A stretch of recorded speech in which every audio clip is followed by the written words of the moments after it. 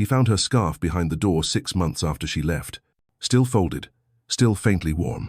He didn't just lose her. He lost the version of himself that only existed beside her. The way he used to laugh before coffee. The way his voice softened when she walked into the room. The way he believed in forever. She's gone. And so is the man he was when he was hers. But what most people don't see is the quiet process of becoming someone new. This isn't a story of heartbreak. It's a story of rebirth, the kind that hurts before it heals. If you've ever felt that your reflection changed the day someone left, this list might sound like your truth too. It doesn't rush anymore. There was a time when David lived by the clock. He rushed through traffic to be on time for dinner, rushed through conversations to get to resolutions, rushed through life because being needed gave him purpose. Because if he moved fast enough, maybe nothing would fall apart. But after she left, time slowed. At first it was jarring. The mornings felt longer, the evenings louder. He found himself standing in doorways, forgetting what he came for. But slowly, that pause became presence. He began to notice the steam rising from his coffee, the sound of birds at 6:17 a.m., the ache in his knees and how it told him the rain was coming. He wasn't lazy. He was listening, because rushing, he realized, was often about fear.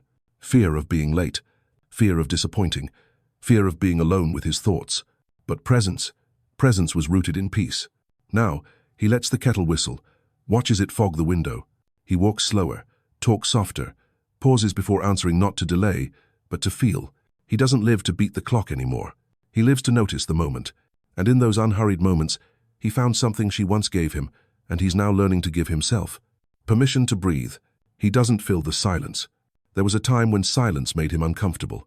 He used to fill every quiet with sound, the television murmuring in the background, the clink of dishes louder than it needed to be, even pointless conversations just to keep something between them.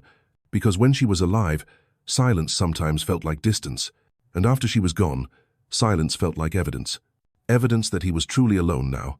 At first, it was unbearable. The echo of an empty hallway, the creak of the same floorboard every night. The absence of her footsteps was deafening, so he distracted himself. Podcasts, radio, old movies he didn't even watch. But over time, something shifted. One evening, the batteries in the remote died, and he didn't replace them. He just sat with the hum of the fridge, the wind nudging the curtains, the far-off sound of a neighbor's dog. And for the first time in months, he didn't feel haunted. He felt held. Because silence, he discovered, isn't the enemy. It's not emptiness. It's space. Space for memory, for breath, for feeling her presence in the quiet, not her absence. He stopped turning the music on automatically, stopped narrating his day aloud, just to feel less alone. Now, he listens, to the world, to himself, to the small ways the house still speaks. And in that stillness, he found something unexpected. Not loneliness, not grief, but honesty. Because silence doesn't lie. And for a man who once feared it, now, it's where he feels most real. He speaks less, observes more. He used to be a talker, not the loudest in the room, but the one who explained, who reassured, who tried to say the right thing at the right time, especially to her. When something was off, he'd ask. When she looked away, he'd reach. When the silence grew, he'd fill it with gentle words, trying to keep the connection alive. Now he watches instead. Not out of indifference, but out of reverence. He notices things most people overlook. The way the afternoon sun hits the same patch of rug she once sat on, the scent of rosemary when he passes the cupboard, the faint outline of her handwriting on a shopping list, still pinned behind a magnet on the fridge. He doesn't narrate these moments. He absorbs them.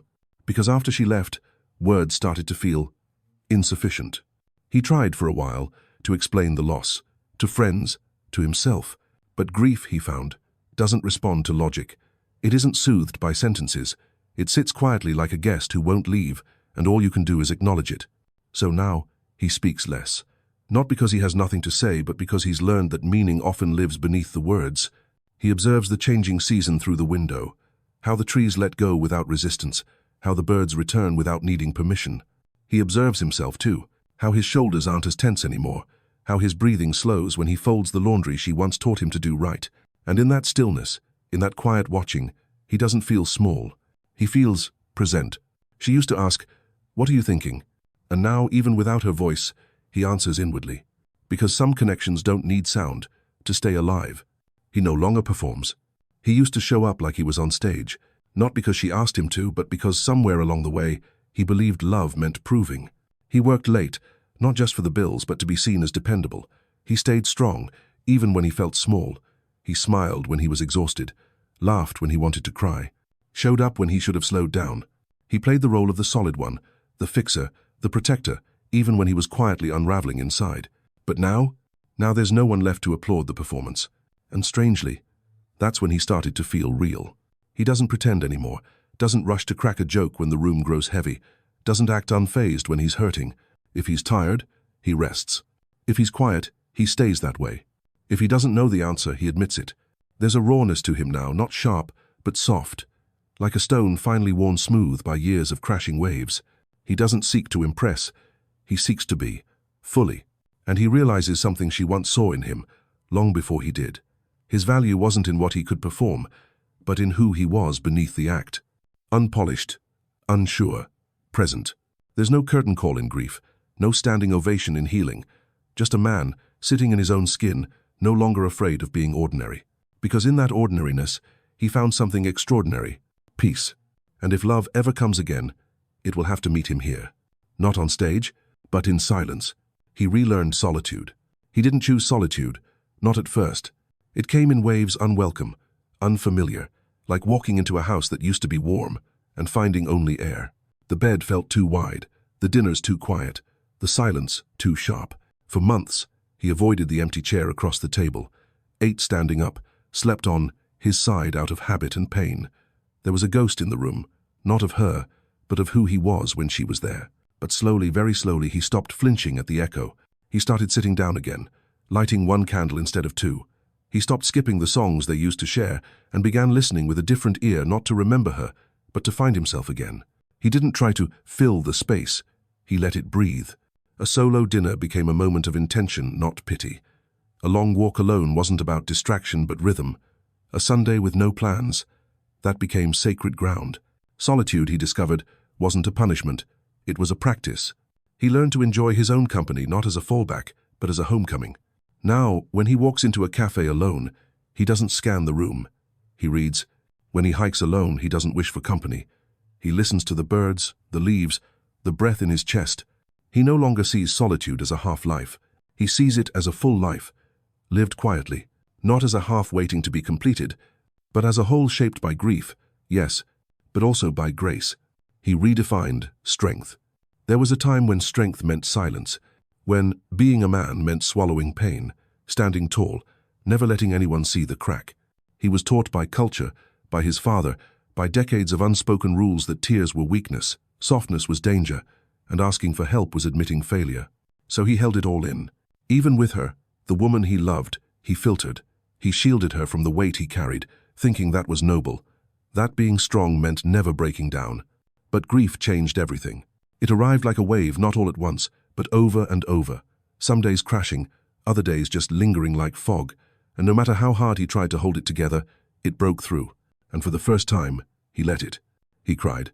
Not in private shame, but in necessary release. He called his brother one night, voice trembling, Saturday with old photos until his hands shook, walked aimlessly through the park, letting memory take him wherever it wanted. And you know what? He didn't die from it. He didn't fall apart permanently. In fact, that's when the real strength showed up. Not in the holding in, but in the letting go. Not in the pretending, but in the processing. Not in the armor, but in the open chest. She saw that side of him once, the softness beneath the stoicism. And now, he honors that memory by no longer hiding it. He redefined strength as honesty, as vulnerability without apology, as standing tall not because he's unshaken, but because he keeps standing anyway. And to him now, there's nothing more masculine than that. He keeps her lessons. She's gone, but her touch is still everywhere. Not in the ghostly way people imagine, but in the details, the gentle habits, the small instructions she once gave without knowing they'd last a lifetime. He still folds the towels the way she liked, in thirds, not halves.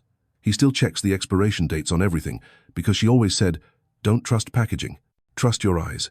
He even keeps the basil on the windowsill alive, barely because she believed every kitchen needed something green and growing. These aren't grand gestures, they're quiet rituals. And they don't come from grief, they come from respect. He doesn't cling to them, he carries them. Because in every small thing she taught him not just how to do something, but how to notice something. She left behind fingerprints, not just on his home, but on his rhythm. When he drinks wine, he saves the first sip, not for sadness, but for remembrance. When he turns off the hallway light she hated, he does it with a small smile, not a tear. She is no longer the voice in the room, but sometimes she's still the voice in his head, the better one, the gentler one, the voice that nudges, not nags. And he doesn't resent that, because to keep her lessons is not to stay stuck in the past, but to move forward with her wisdom stitched quietly into who he's become. She's not a memory he tries to preserve. She's a legacy he lives by without saying a word. He smiles differently now. There was a time when his smile lit up a room wide, open, full of momentum. It was the smile of a man in love, of someone caught mid-laughter, or watching her dance around the kitchen in socks she claimed didn't match. But now his smile lives in the corners of his mouth, quieter, softer, almost private. He smiles when no one's looking. When a certain song plays on the grocery store speaker, when a dog stumbles over its own feet, when he sees an old couple holding hands on a park bench, it's not sadness, it's not nostalgia either. It's recognition of something he had, of something that shaped him, of something that doesn't need to be shouted to be honored. She once told him that the best smiles come from the soul, the kind that don't need teeth or timing, just truth. He didn't understand it then. He does now. His smile isn't for photos anymore. It's for moments. The warmth of sunlight through the window, the scent of her old scarf he never threw out, the memory of how she used to scrunch her nose when something was too sweet. That smile, the one people now call subtle, is stitched into him like muscle memory. It's not for approval. It's not for attraction. It's not even for comfort. It's for survival. Because a man who's loved deeply and lost gently doesn't need grand emotions anymore. He just needs a reason to smile, and most days, somehow, one still shows up. Even if it's small, even if it's quiet. Especially then. He's not waiting to be saved. There was a time, shortly after she left, when he believed someone else might come along and make it all feel worth it again. Not a replacement, but a rescue. He imagined meeting someone who would understand the weight he carried, who would see his silence not as distance but as depth, someone who would make the house feel like a home again effortlessly. But that kind of story, he realized, belonged in books. In reality, healing doesn't come wrapped in someone else's arrival. So he stopped waiting. He planted tomatoes on the windowsill, even though he'd never gardened before, painted the hallway a new color, something warm, not trendy, took himself to movies, and stopped pretending he hated going alone. He picked up books he'd meant to read for years, not to distract himself but to expand himself.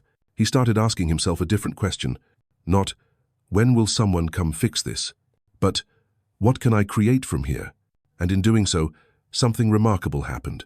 He stopped feeling broken, stopped feeling like a man in between lives, started feeling like someone becoming.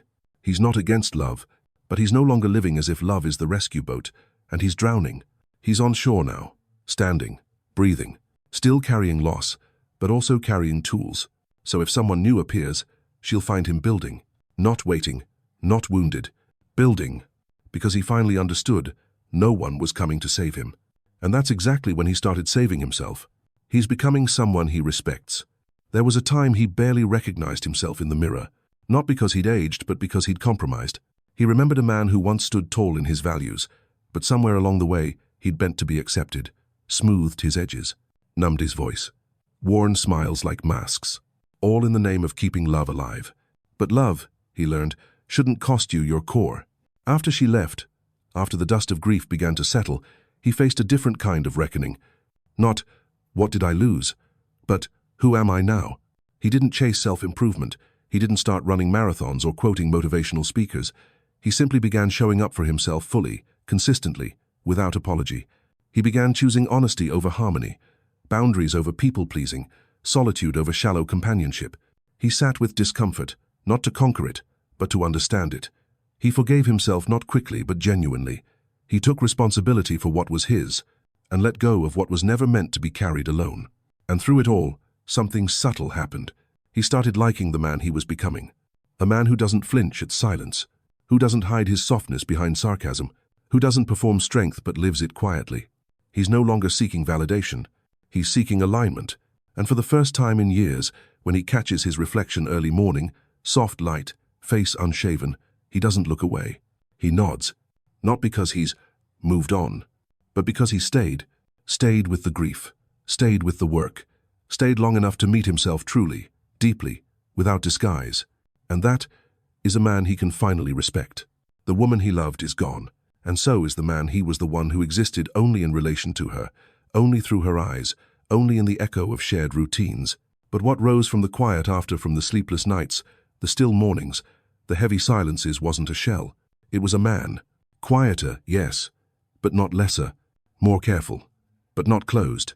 He no longer seeks to be needed to feel valuable, no longer molds himself to fit another's expectations, no longer confuses devotion with disappearing. Because now, he knows this. Grief does not erase a man, it reveals him. And what's revealed, if given space, can become something even stronger than before. He's not healed in the way people expect. He doesn't smile all the time, doesn't date to distract, doesn't pretend it's all behind him, but he moves with intention, lives with gentleness, and loves slowly, quietly, starting with himself. He doesn't need rescuing, doesn't need fixing. He just needed room to rebuild, not just a life, but a self. So, if you've ever stood at that edge, where someone you loved walked away, or passed on, or simply faded out, and you weren't sure who you were without them, let this be your reminder. The reflection might look different now, but that doesn't mean you're lost. It means you've begun. Drop a quiet comment if you felt this shift. I'm not who I was, and that's okay. Because sometimes, healing doesn't look like joy. It looks like a man folding towels the way she taught him, sipping coffee alone, and slowly, bravely, loving himself back to life.